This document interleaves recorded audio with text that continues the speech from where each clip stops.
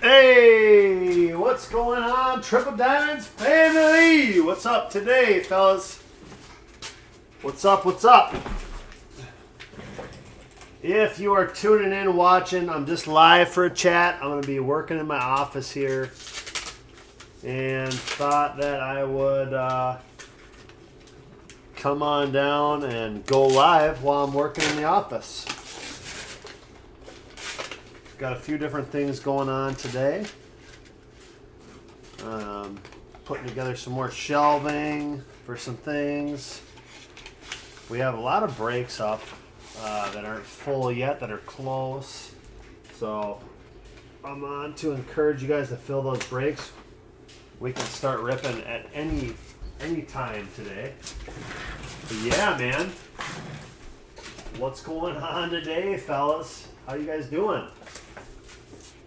How is everybody in the Facebook world doing today?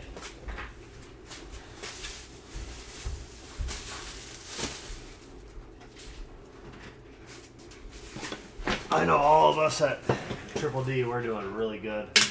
It was one of our admins' 40th birthdays yesterday. He probably doesn't appreciate me telling you guys this, but we had a admin birthday yesterday.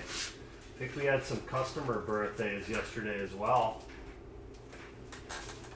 So hopefully today we just have a massive day of ripping, huh?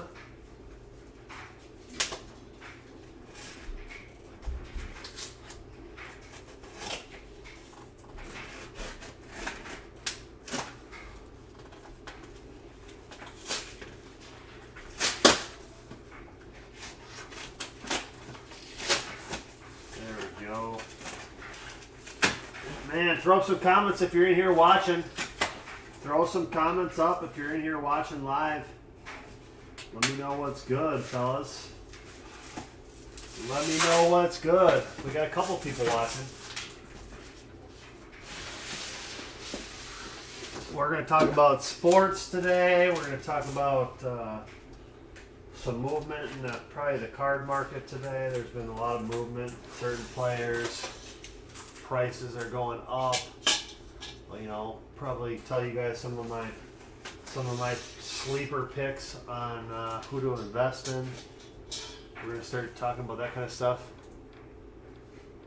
Doobie, what's going on, man? What's up? What's up? Actually, this is not really. I'm not even breaking anything right this minute, Doobie. I literally came live just to BS. I was hoping people would start commenting and we could get a little discussion going on like maybe some players and stuff to be looking out for that are playing really well. Some guys that you might be able to get still fairly cheap that are going to be going up in price. Yada, yada, yada. I'm putting together a shelf because I need more organization in this office. What up, Ryan Johnson? What's going on, man? What up, what up? Yeah, fellas, like I said, just live to bullshit with you guys. Yes, sir. We're putting up shelves today. We got a bunch of breaks posted today. I have a question that your wisdom is needed. Go ahead and shoot it, Doobie. Shoot it up, brother. I'm here to answer questions. That's why I'm live. We're not breaking anything. I'm literally just live to answer any questions and maybe do a little sports talk, little talk about what I think is coming in the future, some products and stuff that we have coming out this next week or two that are going to be awesome. Thoughts on 2019-20 Chronicles box. I pulled a few Zions, Jaws, Kobe's, etc., but they seem low value on them. So, Chronicles.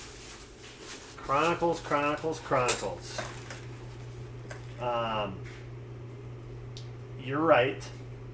Chronicles basketball this year definitely underperformed what we thought it was going to be. We thought Chronicles was going to have an amazing year. You know, you can hit the Prism update cards and stuff like that. But in my opinion, I like Chronicles because you can hit numbered stuff in the hobby. and you can hit some really cool autos, and the fluxes are pretty cool. And some of the stuff sells really good, but the problem with Chronicles is that they put too many rookie cards in it. It was too easy to hit Zion. It was too easy to hit John Morant. That's my opinion. Now your numbered stuff, your autos, stuff like that is going to, of course, hold good resale value. And if you go back to years past, specifically last year with Luka and Trey, Luka and Trey's graded stuff are selling for big money, big bucks. So any of your Zions, Jaws, etc., are definitely big time. Grade them up, and they're going to go up in value. It's the same thing with hoops. Why are hoops premium cards like Luka, Jaws, Zion price so low? I love the product, but they just don't have the big value like other products. I love hoops. So that's the same exact thing, Ryan. So Hoops Premium is the most recent product that we've had, right? And it's the same, me and Tarek. For an example, we bought Hoops Regular Hobby. And we bought a whole case. We ripped a whole case. We were kind of disappointed in the outcome of our case. We didn't see a Ja or Zion auto, but we did hit a lot of base Zions, base Jaws. Now, at the time, for the price, it was, this is last year pricing. It was like $120, $140 a box to buy it from a hobby shop or whatever, right? We thought we got hosed. Well, now we've sat on those cards for a whole year. We have, 20 some Zions and Jaws. If those all 10, those are $200 a piece, So looking back on it, the value, the money, and everything was there. We just may not have realized it at the time because the prices hadn't caught up to the market yet. And same thing with Hoops Premium. Hoops Premium is going to go through the roof, guys. I mean, it's a great product. But the prices have not caught up to the market yet. And that's where it's at. That's what it is. Good questions, though. Solid questions, guys. And any questions that you guys might have, feel free to ask.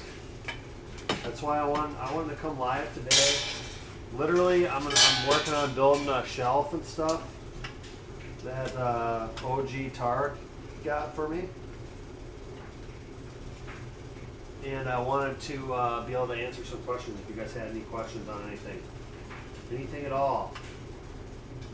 We can talk about players that I've seen have had an uptick in the market.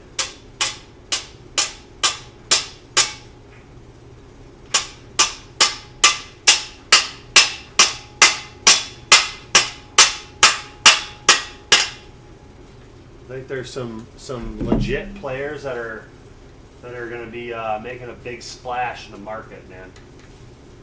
For real.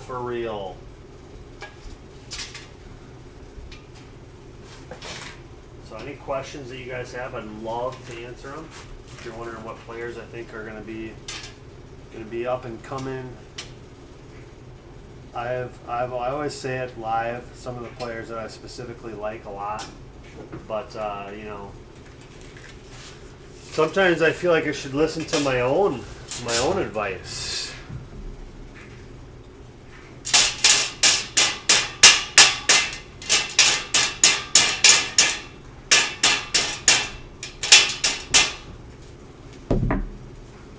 Hoops really stepped up their game this year with the silvers and quality. Absolutely, Ryan.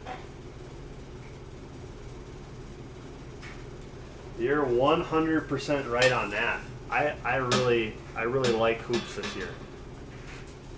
I really love it. I love Hoops this year. I think they did a wonderful job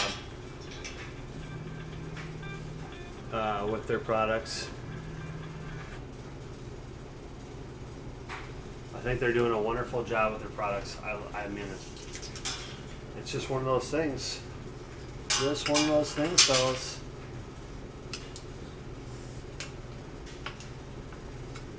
The market likes what the market likes, and I think Hoops is on the cusp of being some people's favorite product. You know, the regular Hoops hobby was kick ass. You could actually hit a Zion Kobe Auto out of 30, numbered out of 30, which today's market, after Kobe's untimely passing, is probably like a $30,000, $40,000 card now. That's how big that card is, you know. And that was in Hoops. It's a sweet card too. So there's a lot of good examples of some high value hoop stuff.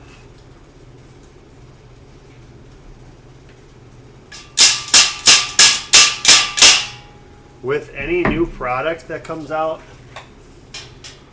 you're gonna have people that absolutely love it and people that just absolutely hate it. I mean, Prism design is specifically the one that I can think of the best.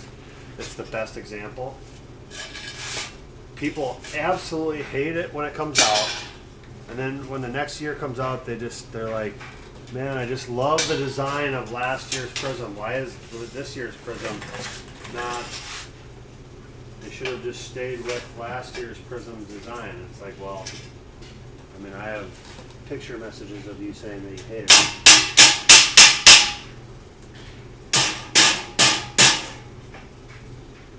Where this year, I actually really, I like Prism's design this year. I don't know what your guys' thoughts are on it. What are the sleeper rookies you think are going to shine? It's tough. It's tough to decide for me, but I really think Halliburton has an incredible shot at being a big-time rookie.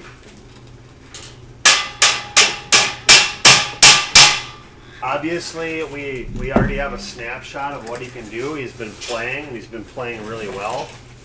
Patrick Williams, that's a good example of a guy that could be very well, do very well. Okoro, I like the rookie. I think is Okoro in Cleveland. A couple other players. I think Obi Toppin is going to end up being really good with the Knicks, and I invest in RJ. So I'm not saying this just from a simple standpoint that RJ is my PC.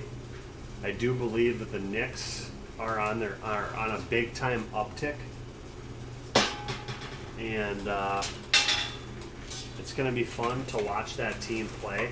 And I think the people are going to miss out just for the simple basis that they don't like the Knicks. They think the Knicks organization is bad.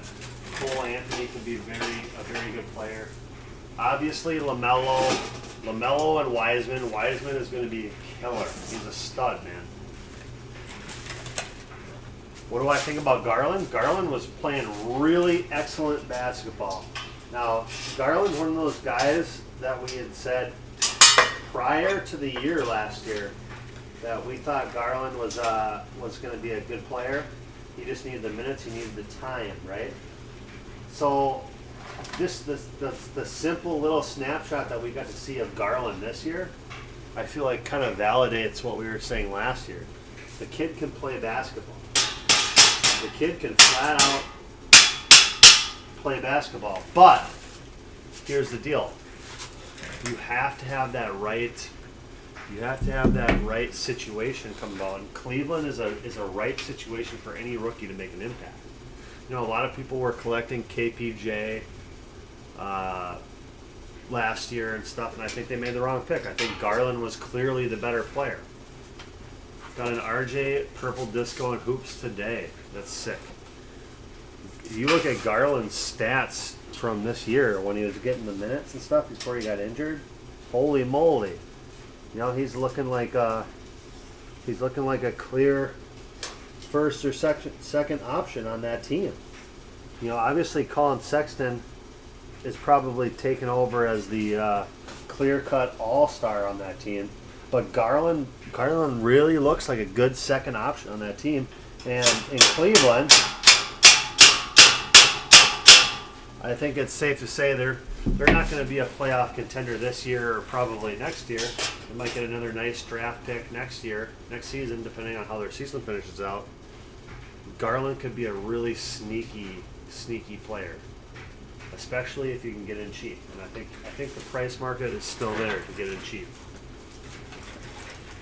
Another guy I think that people have slept on a lot, in my opinion, is Shai Gilgeous-Alexander. I know he's playing really good basketball, but I think there's a ton of room. There's a ton of room on SGA right now. I think you can still buy some of his autos and some of his rookie stuff, and I think you could see a double your money type situation before playoffs start, especially with how well OKC's kind of been playing this year. Who knows what happens down the stretch of the season?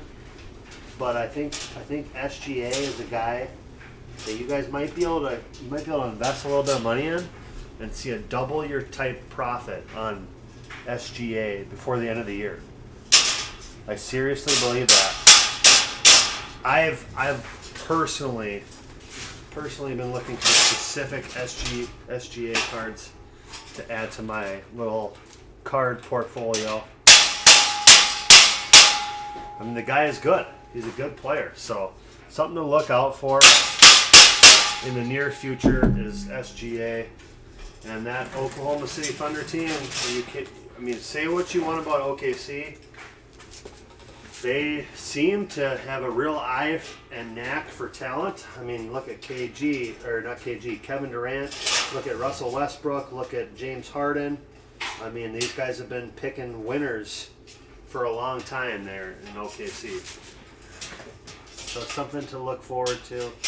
Something to look forward to and look into as far as if you're looking to stick a little money into a specific player or something that you think might increase in value.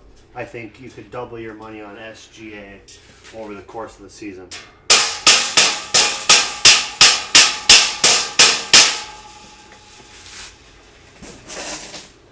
Anybody have any questions on a specific player at all? Let me know what your question is, or if you have any questions on product releases that are coming out or anything like that, guys. I'm more than happy to answer them for you today. And sorry about the banging, but I'm putting together a new shelf. I need more space to stay organized, you guys. You animals. You guys are animals. Need more space to stay organized.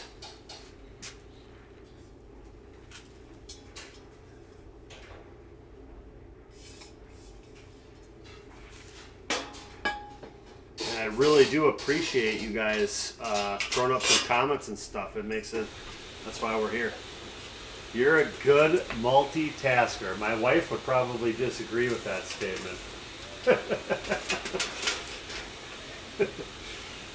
I'm a good multitasker. I don't think I've ever been told that in my entire life, to be honest with you. But thank you. Appreciate that.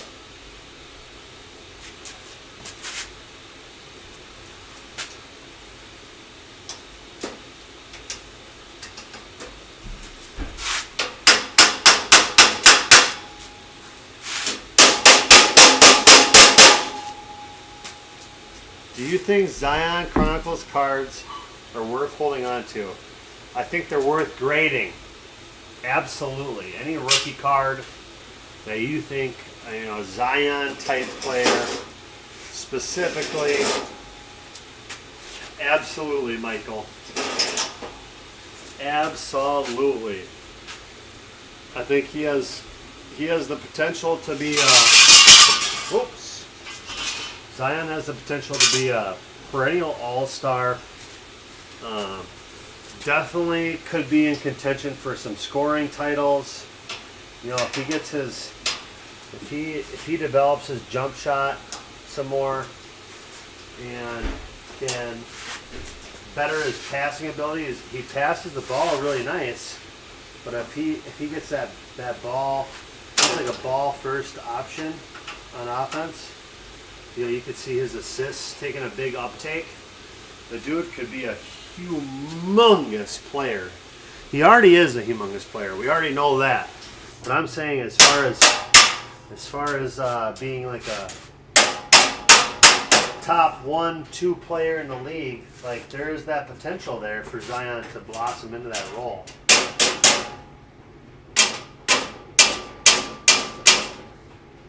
I think we've already seen him. We've already seen enough out of him to show. And you look at Luka Doncic and Trae Young Chronicles rookie cards. The graded stuff is selling for big bucks. So yes, I believe it is a very good investment investing in his rookie Chronicle stuff, especially if it's cheap. You think Kevin Porter Jr. gets the Kevin Porter Jr. is on? He's not playing for Cleveland. He's done. There's no ifs, ands, or buts about that. What do you think about Luka in the long run when it comes to product value? His stuff is so high. Can it go higher in the long run? I know he's obviously a player to invest in and hold onto, but damn, his stuff is already up there. So the best way to look at Luka value. Now this is my favorite way to evaluate as far as cards go. My favorite way to evaluate value is to look at a similar player in a similar situation that might be 2 years ahead, 3 years ahead, 4 years ahead, yada yada yada. But to look at their card prices in comparative to the rookies, right? So Luka, we have a little snapshot of his career. He's a fantastic player. He's a natural scorer. He is a total offensive weapon as far as assists and scoring. And he doesn't mind getting down there and banging elbows and getting rebounds, right? So he's a huge player, okay? Now, I would say Luka's a better shooter than Giannis, but Giannis and Luka have some similar numbers, right?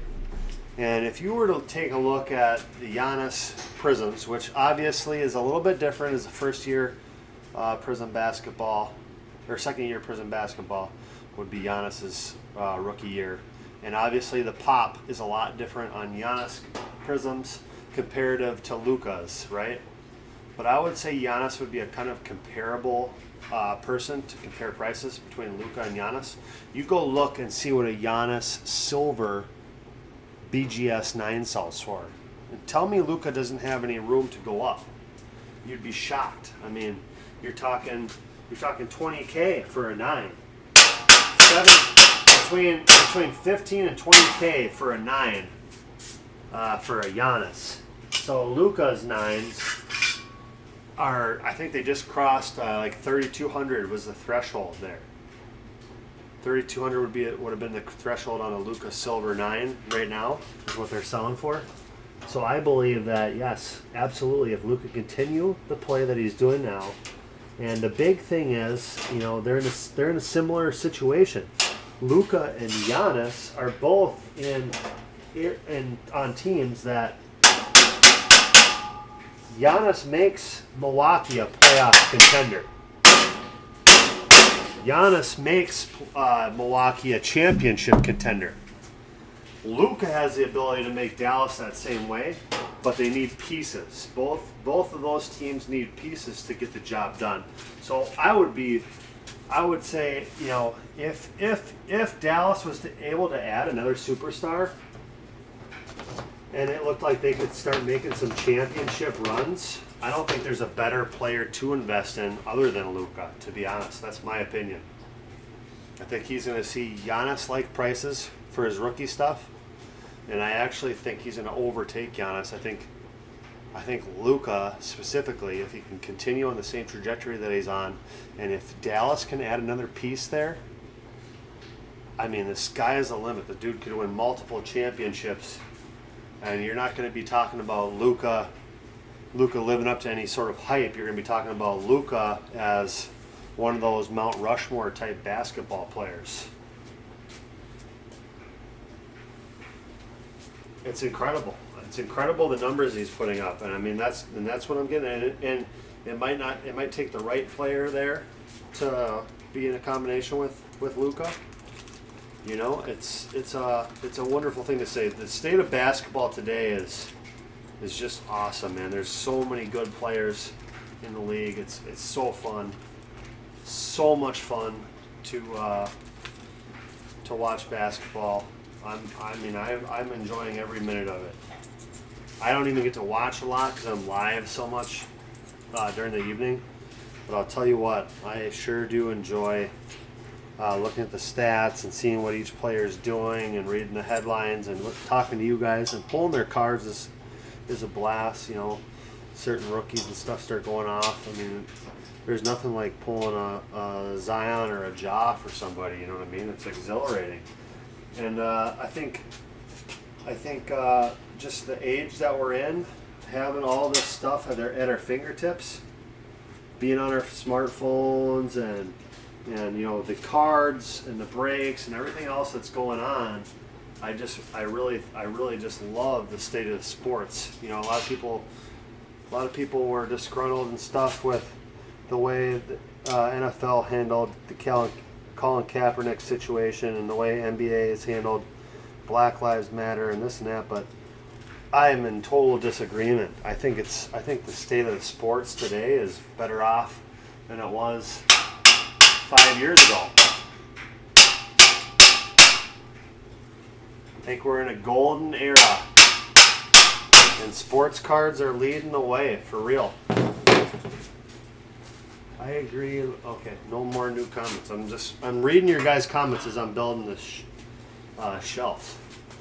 I needed a new shelf to stay organized because there's just a lot of stuff. We go through a lot of different products and stuff, and my like sorting table and everything is basically filled up with just products and stuff like that and top loaders and everything. So I needed a new shelf so I could stay a little more organized for you guys. I thought, what a better time than to just go live and BS with you guys, man. I will say though, from this last basketball year, from the beginning, I was telling everybody that Keldon Johnson, Luka Samanik, PJ Washington Jr., and obviously RJ were going to be big-time players in this league. So other than the exception of Luka Samanik so far, I mean, I basically hit the nail on the head, fellas, on my sleeper picks from last year's draft that I don't think many people paid a lot of attention to, but now everyone knows Keldon Johnson. And I believe you guys are going to know Luka Samanik here in a short fashion. I think you're going to be shocked at how well he plays. That long haul approach makes complete sense, and I need to remind myself of that more. That injury factor always freaks me out. One ACL pop and things can change on a dime. Never want to see someone hurt. Just always have that fear, and that's a very validated fear. But I will say this in response to that. An ACL injury is not what it once was. Now me, I was a fantastic athlete. Okay? I was a very, very, very good athlete in high school. And I had an ACL injury, dislocated my kneecap, you know, wasn't sure if I was going to play a single game my senior season of football. And I was able to bounce back relatively quick from that. And today's medical sciences have gotten so much better at it. But it is always a constant. It's something that you got to be fearful of. Now, basketball, specifically, you know, I would say your more fearful injuries in basketball are going to be your not your ACL or MCL or your knee stuff. I mean, it can happen, yes, but it's going to be more your ankle stuff. And we've seen that with KD. We've seen that one now with Klay Thompson. Klay Thompson just did his Achilles. But here's the deal. Look at how well KD's performing now. Basketball is a lot less intensive as far as more lower impact, and they do a lot to protect the player. So basketball, in my opinion, is definitely a safer investment than it would be football. One card I've been buying up is LeBron Prism Base, first year Laker Uni. I think they are, and they will climb tremendously in the future. You're 100% right. It's a slam dunk, Ryan. I bought some myself. It's a big time investment. And if you were in early, I mean, you're already tremendously, you made a lot of money. I mean, and that's going to be a thing for you guys to look forward to in this next year's products, is looking for the Zion second years, the John Morant second years, these second year cards. Prism specifically down the road could have a tremendous value. Pulled a Lucas Samanik auto to 99 out of that Chronicles box. I love Lucas Samanik. I really do. I think he's got a big time upside. You guys should read what the Spurs think of him. You can say whatever you want, but until you see what the actual Spurs organization thinks of Lucas Samanik, you would be like, wow, okay, this guy might be something here. We might have something here. He could be a big time player. The Spurs love him. They're high on Lucas Samanik. Luka My House Silver, that's a good one. That's a good example of something that Tark really liked a lot. And I would say already it's probably paid Tark dividends just on the increase in value from when he started purchasing them. You all sent mine to BGS, can't wait. Hey, what's going on, Tim? Now we're just doing a live chat, going over some card investment type stuff, and just bullshitting and having a good time. Hopefully everyone's having a good day and liking this little, it's kind of like a little podcast in a sense, but I'm building a shelf. I'm sitting here building a shelf while we're talking, enjoying every second of it. I needed some more space for just for storage, guys. Need some more storage space. We've been busy. So I don't have a ton of time to be doing this stuff. So it's nice to get a chance, and then also to be able to sit here and talk to you guys too. Luka Auto Spurs. If I have a nice Curry. Tim, you're always hustling, bro. I love it. Love it. Making money moves, right? Making those money moves. Steph the Chef Curry. To trade a Steph Curry for a Luka Samanik. It's a good idea for you, probably. Although I do really like him a lot.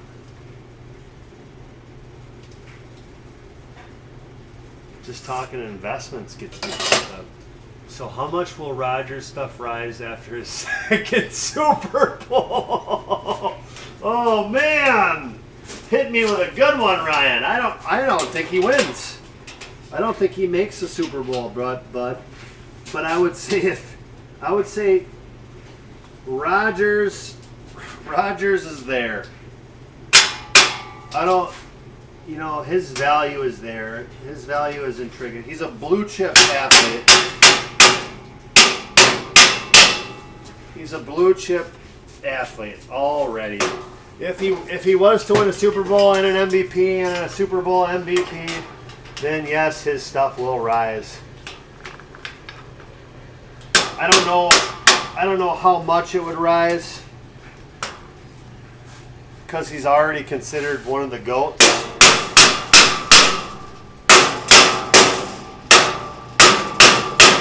I don't think you're going to hear too many people argue that Aaron Rodgers is one of the greatest to ever play of all time, to do it ever. I mean, you might hear me say something. You might hear a little something out of me, just because I just cannot stand him. Can't stand him. Boy, this shelf is taking life, fellas. I was joking about the rise. said to work in the Pack Super Bowl. Oh man. I really hope that they don't win. I really, really hope that they don't win. I hate the Packers. I hate the Packers with a burning passion. But I do like you, Benson, so you're cool. Even though you're a Packers fan, you're cool. You're cool, brother. If he wins Super Bowl, his stuff is going to go nuts. I definitely think it sees an uptick. I don't know how crazy it would go because I think his value is already up there. It's just it's different. If he already had one, or if he had two Super Bowls or 3 Super Bowls over the course of his career, and he's going for 3 or 4 or 5, you got to remember, when these guys were rookies, they didn't have as many of the fancy cards. They didn't have as many of the fancy cards that they have today, you know what I'm saying? So, Patrick Mahomes stuff. Patrick Mahomes has the nasty one-of-ones and patches and everything else, and these quarterbacks going forward have all these products that have proven value over the last several years now. That's a difference maker between guys like Rodgers and Brady. I mean, how many real rookie Brady cards the fuck is Alex building? A shelf, a huge shelf.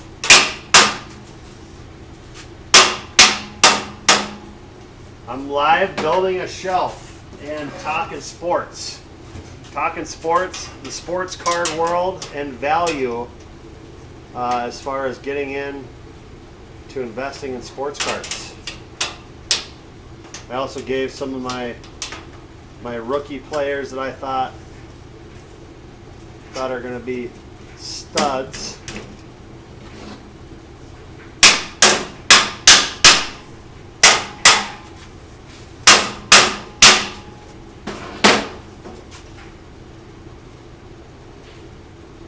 Slowly dying, being poor. Oh my gosh. Where have you been? I feel that, man. I've been right here. David Thomas Jr., I've seen a couple NT RPAs of Mo Bamba today. A pair of them. I was going to tag you in them. But the guy wanted, I think it was like $900 for them. And I was like, gosh, I don't know. I don't know that the value is there on Bamba. 900 bones.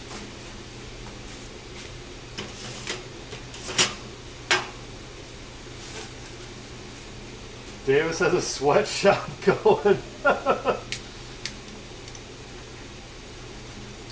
try to pop in when I'm awake and not poor. David Thomas, you should just come to Minnesota. I'll employ you. I've got other ventures other than cards you could be involved in. I think my porn career is really starting to take off, guys. Really starting to take off.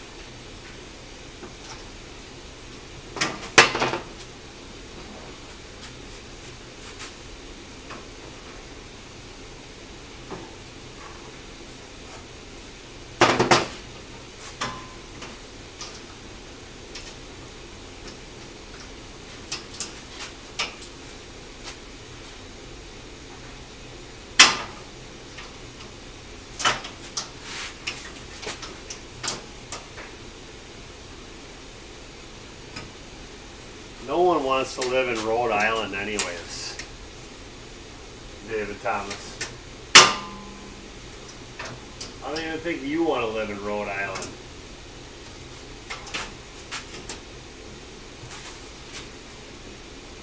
Did you say porn career? If it's hard labor, I might have to pass. My lungs are literally a joke right now. I'm considered a COVID lung hauler.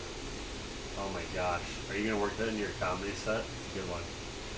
But I know that you were really struggling. I'm sorry about that. Yes, I did. I tried to ignore him.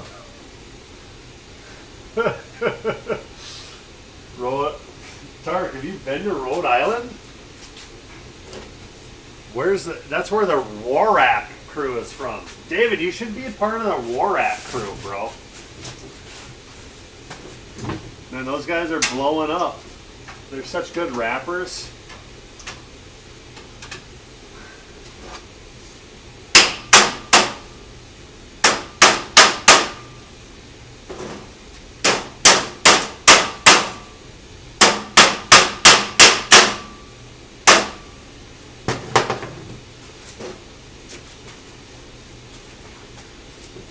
Fuck those kids, literally.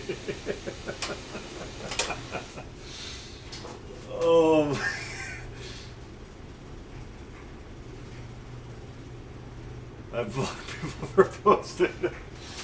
Oh my gosh, that's Tark's favorite group. Tark literally, he jams them. He wears headphones when he breaks so he can listen to Warak while you guys are ripping cards, man. They're so talented. I don't know.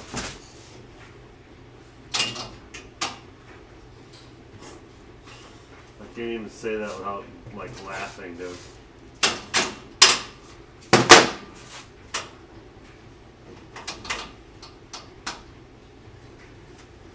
Man, you guys need to fill up some of these breaks, man. I'll quit banging on stuff. He has a massage parlor. He needs new massage theorists who go all the way. Well, thanks for the live chat. Back to the grindstone for me. Thanks, Ryan. Yeah, if anyone has questions, just ask, man. This is Triple Diamond service at its finest. Absolutely, Ronnie. No joke, it's straight. They got straight chased out a main road one night trying to film a video. Oh. Oh, man. Fellas. Now I'm sitting here putting together a shelf, answering your guys' sports card questions if you have any on any of the players from NBA or this rookie football class. And also, just to give you guys a little sneak peek, tidbit of information that you may not be privy to.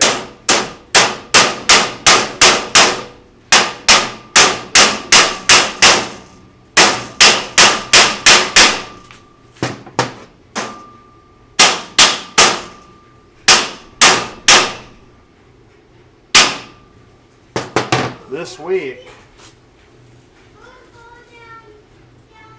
guys literally got a pipe for one. They're such bitches, those kids.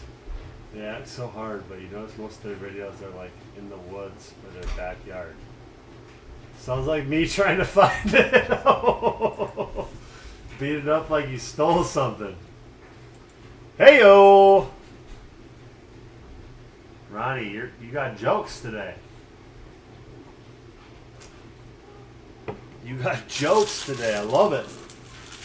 Man, I didn't even need the directions, fellas. I'm gonna put something on the shelf, and you guys are gonna hear a big fucking crash. Just shit falling apart. You guys are gonna be like, "Yeah, you didn't need those directions, huh?" Oh, my wife gets mad at me all the time. I'll like put together some furniture. I'll be putting together some furniture that we bought. And she's like, "Oh, you're not using the directions?" I'm like, "Oh, no, I didn't need the directions. It's all good." And I'll get it done. There's like 3 extra screws. She's like, "Where do these come from?" I was like, "Oh no, they're just extras, you know. They just had extras in there." It's like not Nothing specific, you know what I mean?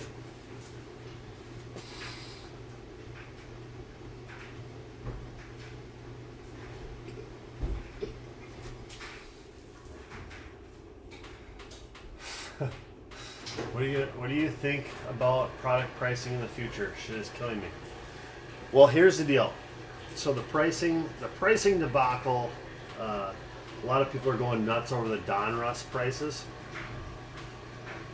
Donruss this year, as it was last year, is the lowest print run product that they made, other than obviously like your Eminence, your Flawless, that kind of shit. But as far as just regular hobby shit goes, Donruss, lowest print run. And a lot of the inserts in Donruss, especially the Marvels insert, has just taken a life of its own and went through the roof.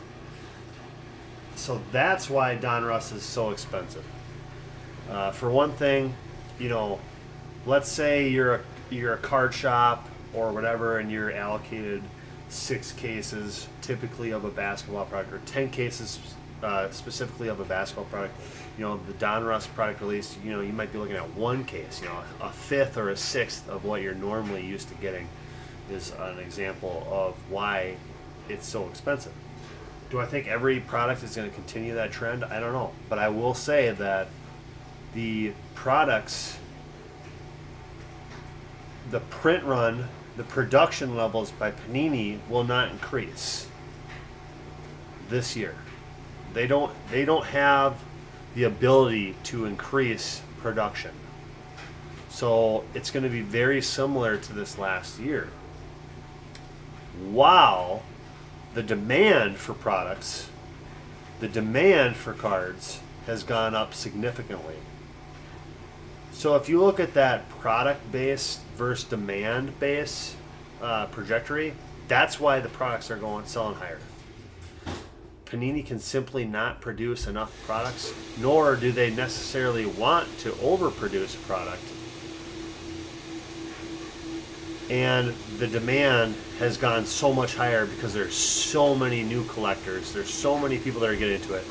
You got to think about it. When we were kids, when we were 10 years old, cards, that was it. Cards, like, that was the deal. You know what I mean? That was our jam when we were younger. Now we all have kids, and our kids are starting to get into cards and stuff like that. So that's the best example, or whatever I can say to you, Ryan. That's what I think, man. I don't agree with the prices necessarily, but I think you're going to be surprised.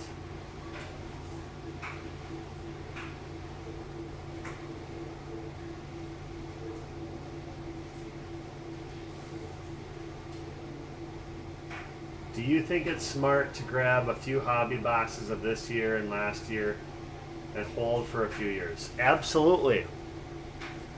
I mean, I would personally recommend that, you know, you guys, if you have the ability and you have, you know, it's not going to put you in any type of bind financially, and you could afford to grab a couple loose boxes of some stuff and just to shelve it, you know, along with your cards and stuff like that, it's a good idea.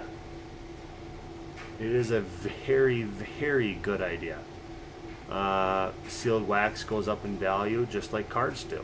And sealed wax also has that, it has that big hit factor, you know. 30 years from now, what is it going to be worth? You go back to 1986 and you buy $1,000 worth of Fleer basketball. $1,000 of Fleer basketball today is worth close to $10 million. So there is that big hit potential, you know. And if in the time when in 1986 when the Fleer basketball was made, if they had one of one Jordans and numbered Jordans and auto patch Jordans and stuff and that stuff, it'd probably be worth 20 times, 50 times, 100 times what it's worth now.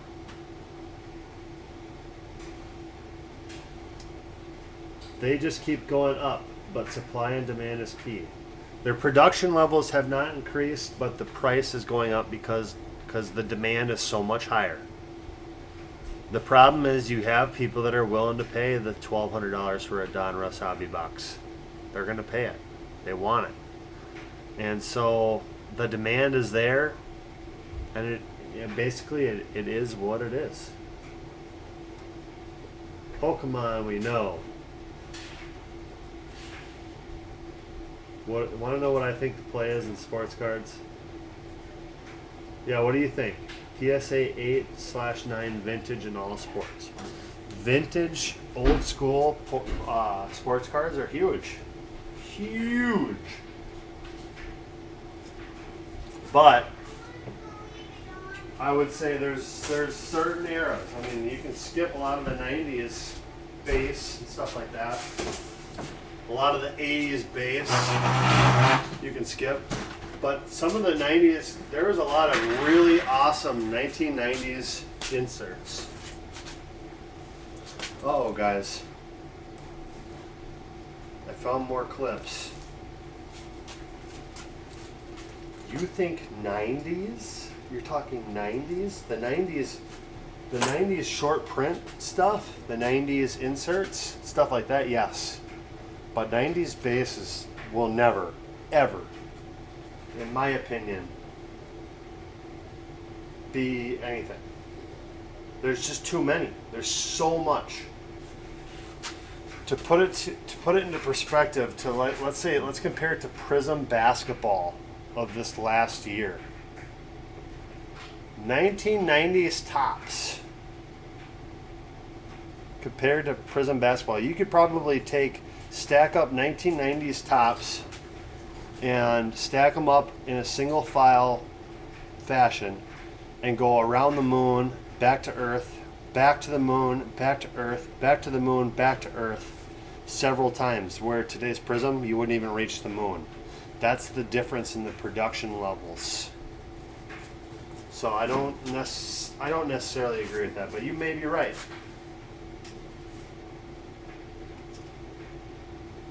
I don't even know if I have my biggest card in my possession, Ryan Johnson. But, well, yes I do. Here, I'll show you probably my favorite card, which I would consider my biggest card. Here it is.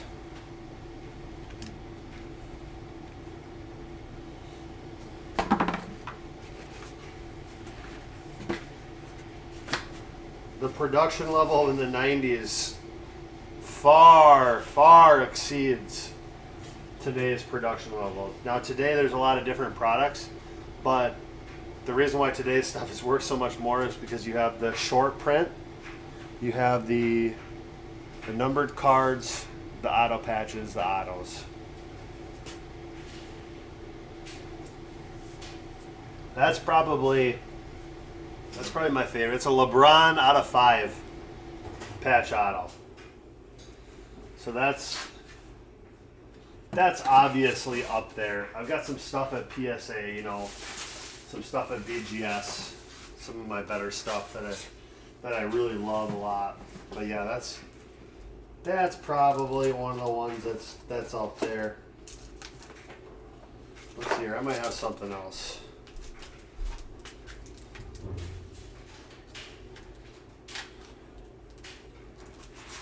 I might have some other nut draggers I can show.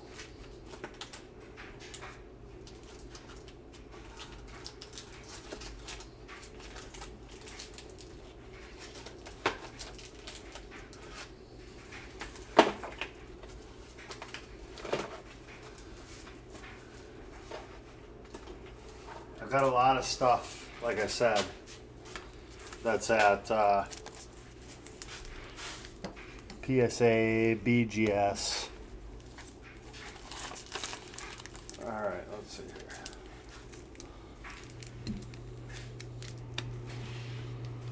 There's a good one.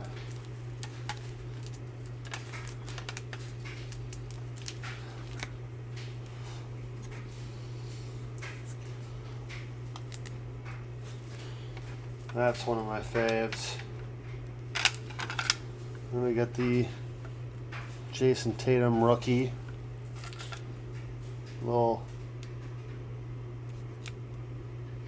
Ja Silver. Got a tray. Oh! Fucking shit up.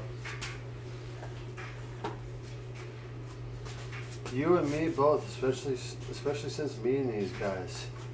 Let me read. I gotta read some of these comments. And the idea that new stuff will constantly be able to score a 10 over any 90s cards. And most of the poor guys, especially since me, it's so stressful sending shit to PSA and BGS.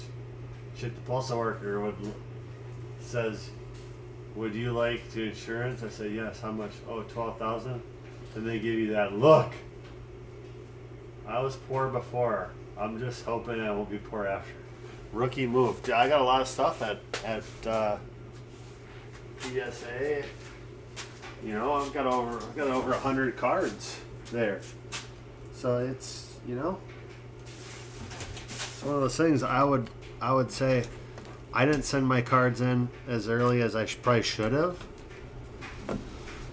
But I can say without a doubt, why would I send all those cards in if I didn't believe personally that cards had a big time future? You know what I mean? A little Trey Silver action right there. I think cards have an enormous future, and a lot of people are going to miss the train on it.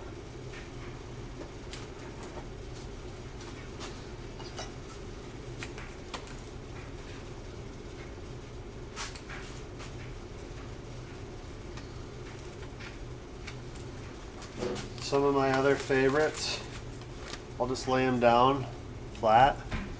There's like a Carter Keyboom. That's a 10. It's numbered out. It's a rookie Bowman. There's a Pete Alonso. God, see, Tarek likes these stands. I don't care for them. They tip over way too easy. Way too easy. Look, they tip over even just trying to put a card on there. Guarantee it won't stand up with that other slab. Nope, see that? It'll tip over. There's a Pete Alonso. Got some heat. I got some heat. I'm sending something to Ramsey soon that you're gonna, if you're a baseball fan, you're gonna want to see it. There's a Bryce Harper out of 50 auto, 10 on the auto, true gem. It's kind of nasty if you guys like baseball, whatever. Kind of say that's on the nasty side. I'm just showing slabs. You guys just want to see slabs.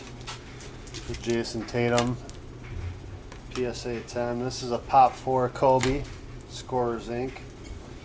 The Ja Red 9. Here's a Trey 9 green. What's up, family? How you doing, Gavin? I go to school. Little silver Luca. You went to school today? How was it? You tell all the guys how good school was today?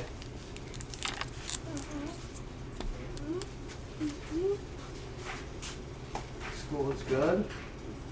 Did you learn anything? What'd you learn?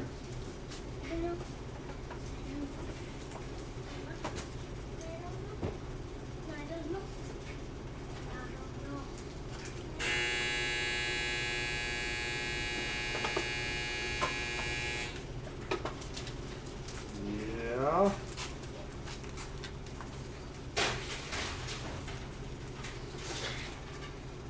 Bryce Harper. Little RJ. There you guys go. I'll show you some of my PC.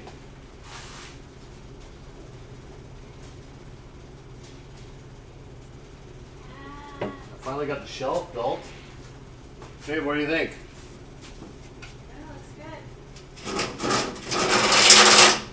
Looks good?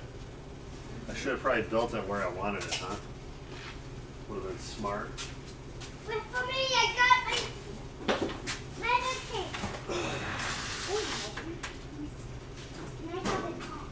Yes, sir, fellas. The laundry is done.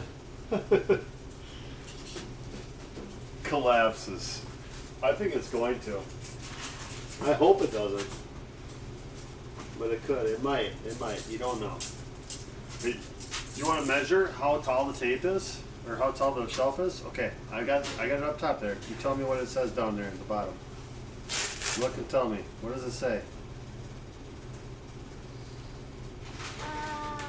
What are the numbers?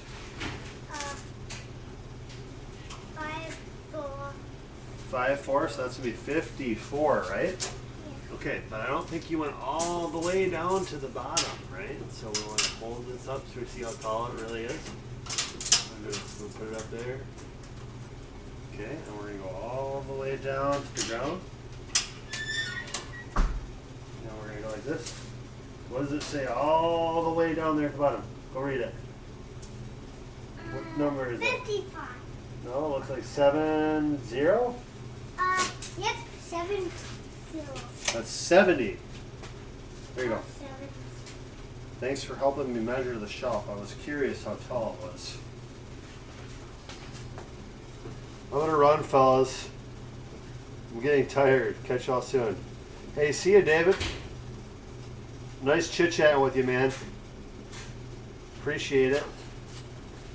Ryan Johnson, there you go. I showed you a bunch of the PC. You got to see a bunch of my little, some of my slabs and stuff. Probably like, whoa, that wasn't so impressive. But I got a lot of stuff at PSA. Just was able to do a big submission, so excited about that. Hopefully I get only 10s, right? I only sent stuff that I thought would 10. I only sent stuff that I thought would 10. What's your biggest personal pull? My biggest personal pull, I would say, would be a rookie Jason Tatum auto. Rookie Jason Tatum auto out of Prism would be probably my personal. That'd be my personal favorite, biggest pull. Yes. Yes, sir. That was a lot of that's, yeah, you don't even know. Like I said, a lot of my stuff is at PSA, you know. We've got a ton of stuff at PSA. Yeah, I would say a Prism Silver Jason Tatum rookie auto would be probably my biggest personal pull. As far as value-wise today, I mean, that's a humongous card value-wise today. My best friend pulled this card personally, the LeBron patch auto, and he sold it to me.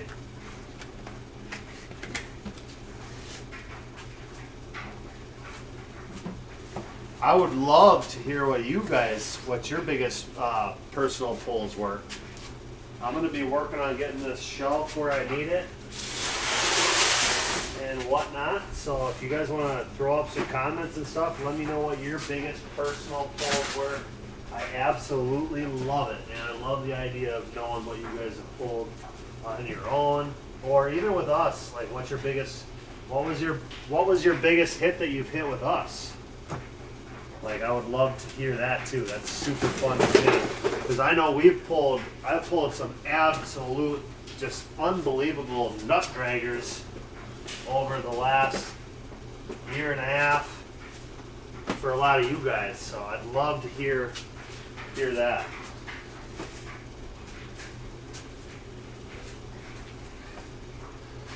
Ja Morant Zebra. Oh, absolutely, Ryan. That's huge. Mike Miserandino. That's awesome, dude. Mike, how about the Zion out of 88 I pulled for Eric? That was a big one. We pulled the Zion out of 88 from Choice for Eric. That was a hell of a one. The Optic Rated Rookie Gold Wave from Triple. Is Zion first off the line select patch auto? Biggest you pulled me is a Zion Silver. Hell yeah, dude. That's awesome, man.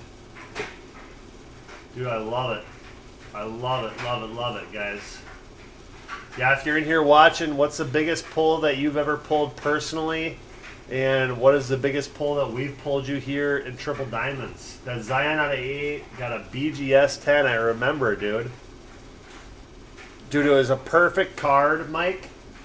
And I personally drove that card to Eric Carlson's house. I drove it straight to his house.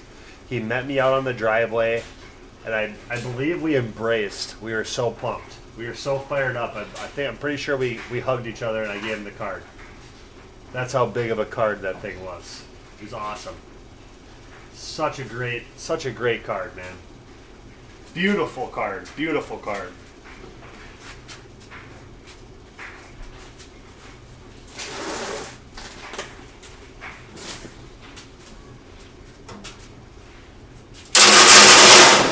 Sorry about the noise. I'm just getting my shelf where I need it, guys.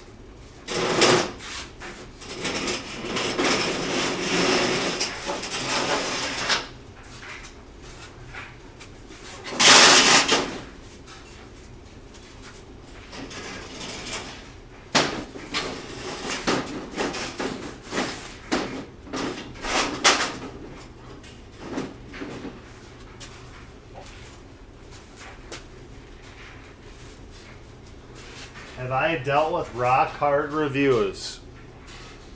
So, I have like 2 or 3 cards that I really want to raw card review.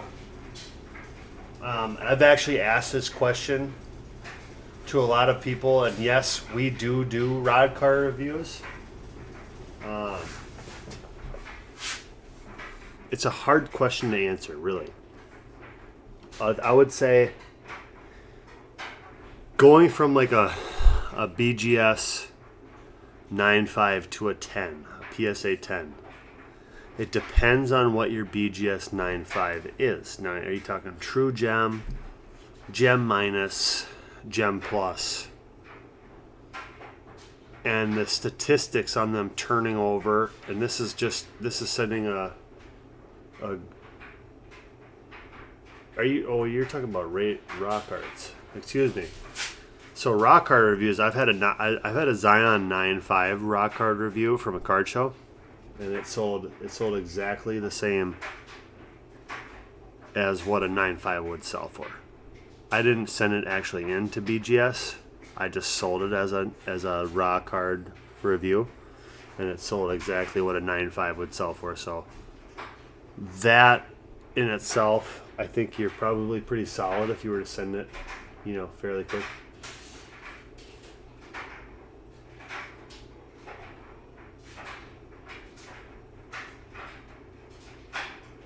What's the stats on a 9.5 gem, true gem to a PSA 10?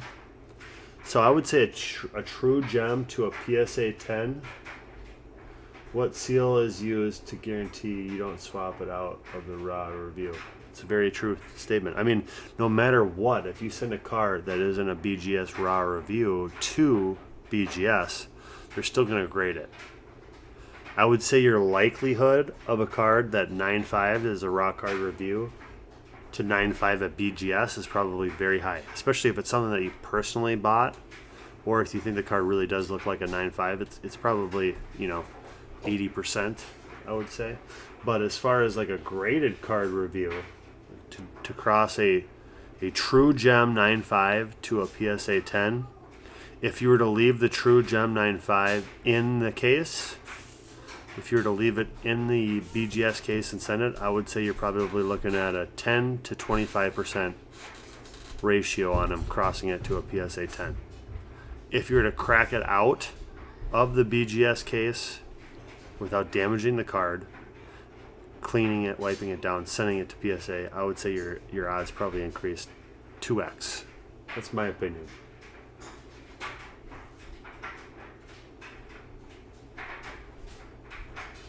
Let me look. Let me take a gander. Oh, baby. That thing is crispy. So, Ryan, it's not the clearest picture. I can't really see the dots on the right-hand side of the card itself. You know how they have the 3 dots that run at a diagonal? You can see them on the left-hand side of the card, coming down the card. So to determine the centering on that thing, I would like to be able to see the dots on the right-hand side of the card. Then obviously the noticeable tells. I feel like just about anybody can tell from looking at a card in the right lighting if there's anything on the surface, if there's any sort of smudges, fingerprint type stuff, a little bit of oil or something on a card, or a ding or a scratch. You'd be able to tell it with the naked eye from looking under very good lighting and moving the card around so that you can see any sort of shadow that plays off the card. As far as the edges and the corners go, obviously if there's any white showing on the corners, front or back, that's going to hinder your chance at a 10. The edges, if you move the card all the way to where you're looking directly at the side, and you do that towards the top, the bottom, and the other side, if you see something that's flaky, whatever, that's going to hinder your chance at a 10. But the centering is the biggest. That's the big one for me. The centering is the thing that I feel, in my opinion, is the hardest thing to judge from a personal standpoint, especially on the 18-19 stuff. I mean, those, I don't know how well those dots play into example, but of the 9 that I have from 18-19, I definitely think that's the only thing that keeps that card from being a 10, because the corners, the edges, and the surface is 100%. I mean, it's perfect. I feel like the centering is the only thing that would keep it from being a 10. Thanks for sending the picture. I would definitely send it in and get it submitted.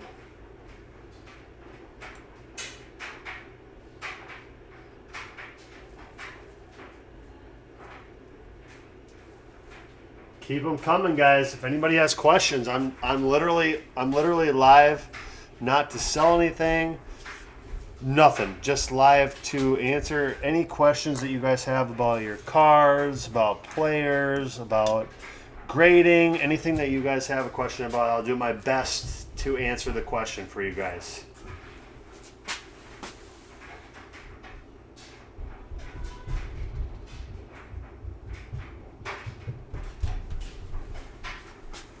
So anything that you guys have questions about, I would love to answer them. If you guys want to ask a question, ask away, baby. Let's go.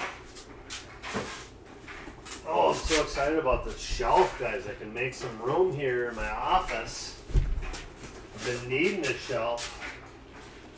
I've had a lot of stuff here that I've needed to, I needed places to go with it. Do I have any big-time Packers fans still in the live chat? Because I found a card the other day. I found this card just the other day, and it would make a great home for a big-time Packers fan.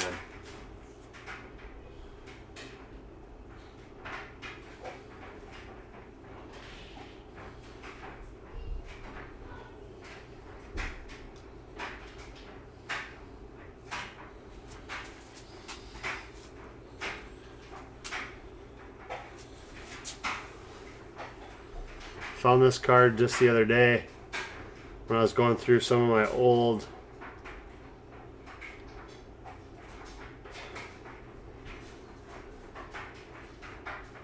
this thing is, I would say conservatively should be a 9. Looks really pretty nice, very nice for as old as it is. For as old as this card is, I would say it's probably a 9. It could be a 10. It has the potential to 10. But I would say it's definitely a PSA 9. This is a Aaron Rodgers rookie card. I want to burn it, actually. Or cut it in half. But I figured I'd show it because I know there's a lot of Packer backers in this group. But that's an Aaron Rodgers rookie I found in my old stuff.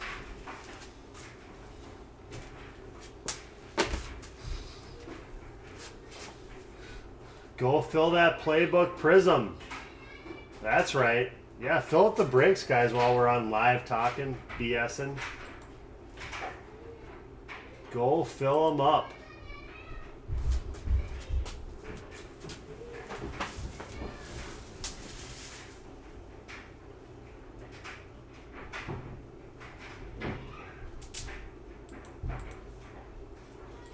Go fill them up, fellas. Fill up those brakes. Hit me with your best questions. What do you guys got? Let me hear it. What do you guys got for questions? Hit me with it. I'm just going to be sitting here organizing my shelves. I'm probably going to send that Luca to Ramsey. So should he send it to BGS in the rock hard review sleeve?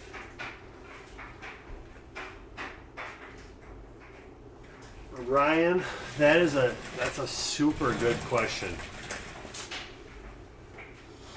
It's a super good question, man. I don't know if there's any way to remove the card from what it's in to potentially wipe it down, put it back in the same thing and send it. But I would probably send it in the same sleeve that it came in. I mean, a 9.5 is a great grade. You know, you can send it to PSA, maybe you get a 10. But if it PSA 9s, you're definitely going to regret not getting the 9.5 on it. So that's a very tricky, that's a very good question. I would actually probably talk to Ramsey about it too and see what his thoughts are on it. But I would just as soon want the 9.5 personally. I would just as soon want a 9.5.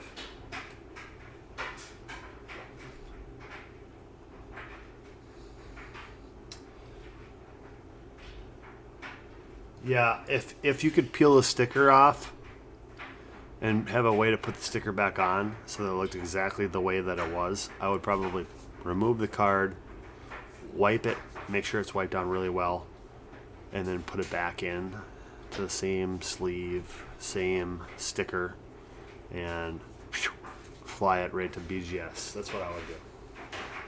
But yes, where did you have it done personally, or did you win the card or buy the card that way?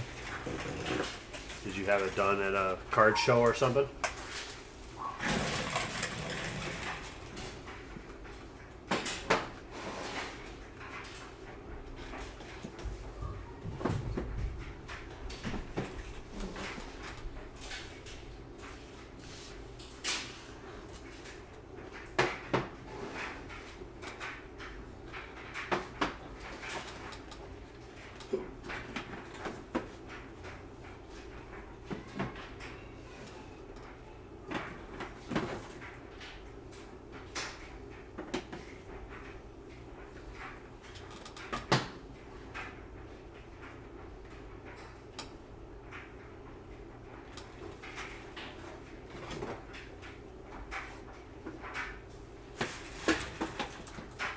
I trust Ramsey.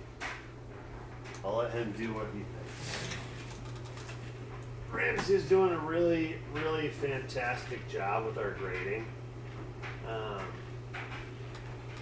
He's doing a really fantastic job with our grading, guys. So I would more than be accepting of whatever he thinks you should do. I mean, he's not going to mess you around. He's going to tell you straight up what he thinks. I mean, if you go back and look at his notes and stuff, you know, more often than not, he's right on the button on the grading. And I think we're probably one of the only places that do big submissions that offer the notes and stuff and actually take the time to inspect the card and let you know what we think. I mean, it's a big service that we offer everybody. Bought it last winter for $285 from a card shop who was selling it on a live. He had a BGS rep come to his shop and did a bunch of cards. It's super badass. Ryan, what a good purchase, bro. That could be a nice little $2,000 bill for you. That's awesome, man. Kick ass. What a good grab. What a fantastic grab, man. Super pumped for you on that. That's killer.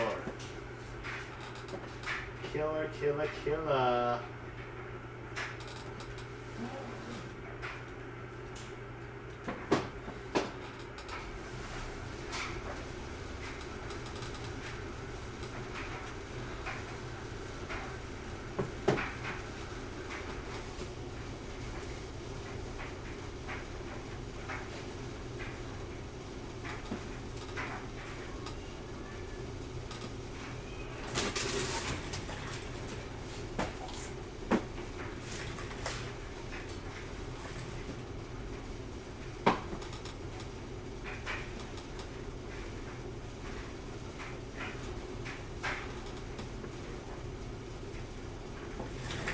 Anybody else have any questions at all? He had all kinds of them. I mean, tons. I should have bought more. My biggest lick, Ryan, I would say from the last year is I saw a fire sale and I decided to purchase a Luka, a Trey, a DeAndre Ayton, and I believe it was a Marvin Bagley. Rated rookie, all of them, shocks. I bought it for $30 in August. And I don't know why I wasn't buying more Luka cards. I actually cannot even fathom why I did not buy more Luka. Because I loved Luka. I was like, man, Luka's so good. Yada yada. I don't understand why I didn't. But for whatever reason, it escaped me, and I didn't. But I did buy those for $30, and they're all at PSA. And the Luka and the Trey have a serious shot at a PSA 10.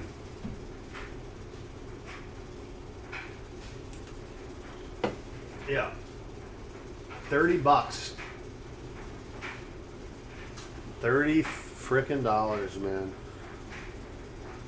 I don't even think Luka was still selling that cheap at the time. I think the dude was just like, whatever, just selling stuff. And I don't expect a 10 on any of them. I'd say they're probably all going to come back a 9. But even if they come back a 9, you're still talking about, probably $700-800 on that $30 investment. But if the Luka comes back a 10, they're selling for almost $2K. Ryan, I hear you, brother. I hear you.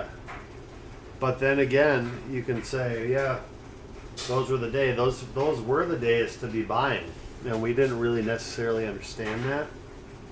But thank God for today and what has happened, because it makes a lot of our $1,000 collections $10,000. You know what I'm saying? It's definitely a big shift and a good trade-off. If you were into card collecting prior to 2020, if you were into it in 2019, 2018, you're probably sitting very, very well if you held on to your stuff.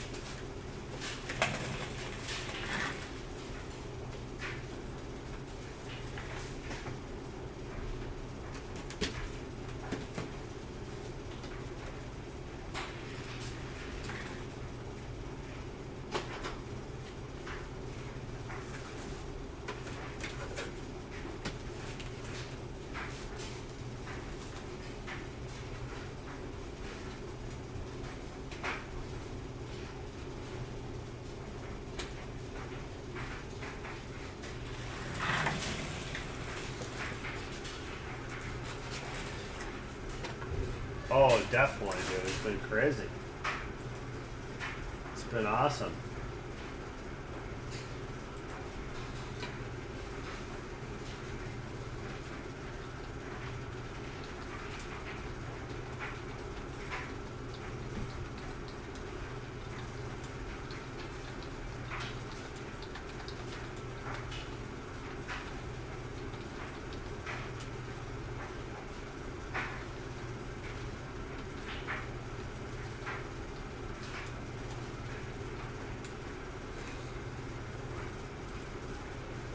Yes, sir.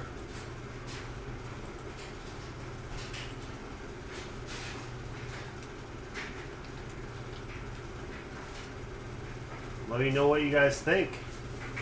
If anybody's got any questions, we can answer some more questions. If not, I'll probably close this live out here pretty quick. Like I said, I wanted to hop live, answer questions. If anybody had any questions, just talk to you guys, and I think it was a success. I think we answered a lot of questions that people had, and I want to make this more of a regular thing, because when we're live, it's very brash. You know, we're ripping the cars and everything. We don't have time to get it to everyone's questions, so I love the opportunity to be able to come live and actually take the time to answer your guys' questions. I know I was doing other stuff while I was doing this, which is great, because then I get to multitask and kind of knock out two birds with one stone. So I'm going to try and make a point of when I'm doing stuff like cleaning my office and yada, yada, yada, to just be live so you guys can ask your questions that you have.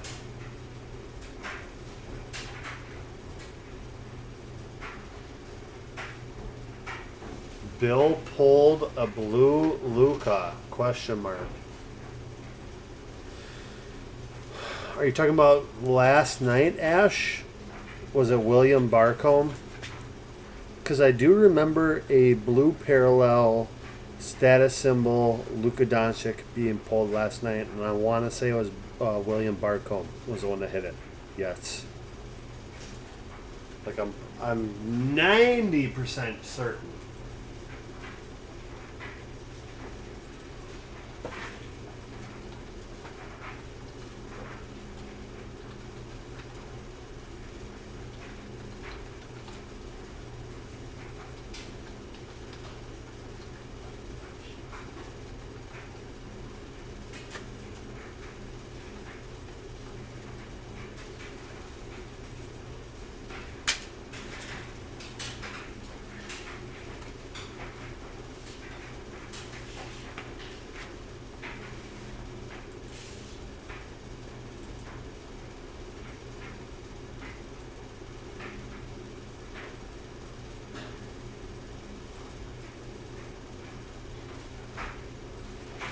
Well, I'm not live for a break right now, Ash.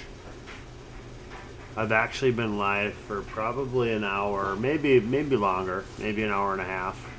I was just like building a shelf for, random stuff. And I decided to go live just so I could answer people's questions on anything that they had. If they had any questions on sports cards, the future, rookies, who I like for football. No, he's saying last night. Yes, last night, Ash. Last night. Should have been on the last break last night. I want to say 2177. If you were to type that into the toolbar, into the search bar on our main page, you should be able to see the Luka. But yeah, I would say yes, Ash. 2177, I think, is the specific one that he's looking for.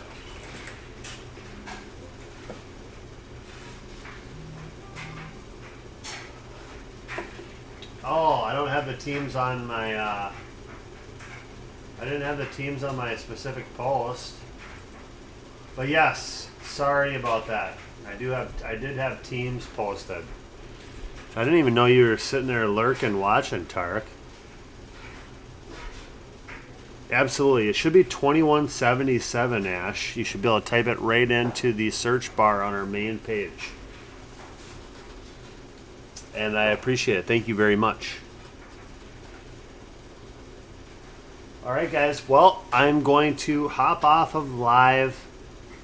I appreciate everybody asking questions. We had quite the conversation going. You guys got to hang out with me while I was doing some of my chore work.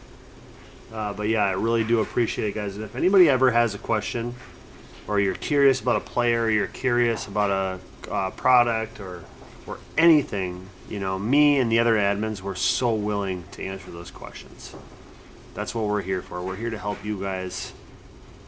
That's what this is all about. We all love cards. We invest in cards ourselves. So why would we not help you guys out too when you guys are trying to make decisions on what you want and everything else? So we just appreciate you guys so much. So please reach out if you guys have any questions at all. And I'm going to try and do this more often where I come live and answer any questions that you guys might have. I feel like this is a great time today. So I appreciate it, everybody. Go fill up all the breaks that we have posted. Let's go, baby! Stay toasty, fellas.